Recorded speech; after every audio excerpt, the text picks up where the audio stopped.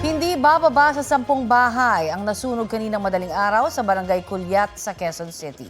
Wala raw nailigtas na gamit ang mga nasunugan. Balitang hatid ni James Agustin. Nagangalit na apoy ang gumising sa mga residente ng Bayanihan Street sa Barangay Culyat, Quezon City pasado alas 2 sa madaling araw kanina. Sa laki ng apoy, mabilis itong kumalat sa magkakadikit na bahay. Itinaas ng Bureau of Fire Protection ang ikalawang alarma.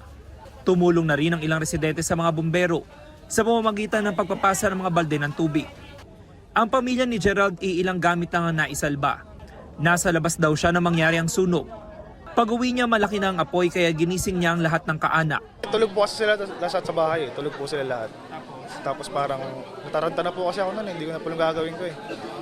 Parang kinuha ko na lang po yung mga papeles po namin, mga birth certificate po, mga importanteng gamit. Walang nailigtas na gamit ang umuupa sa kanila. Sa kabila niyan, laking pasasalamat ni Cecilia na nakalabas silang siyam na magkakaanak. Natupok nga lang ang motorsiklo ng kanyang anak. Nung sinabi, malapit na sa amin. Kaya wala kami, nataranta rin kami, inanulong namin mga bata, nilabas lang. Talagang mahirap, wala man kami kahit ano, mga damit, wala din. Nandun pa yung mga gamit namin, gamit ng anak ko. Alas 3:20 na madaling araw nang tuluyang maapula ang apoy. Ayon sa mga taga-barangay, hindi bababa sa 10 bahay ang nasunog. Apektadong 17 pamilya, katumbas ng 74 na individual. Pansamantala silang tumutuloy sa covered court ng barangay. Nasabihan na rin natin, andito yung ibang mga pamilya na nasunugan. Iano na lang namin, ibabalangkas na lang namin yung mga modular tents.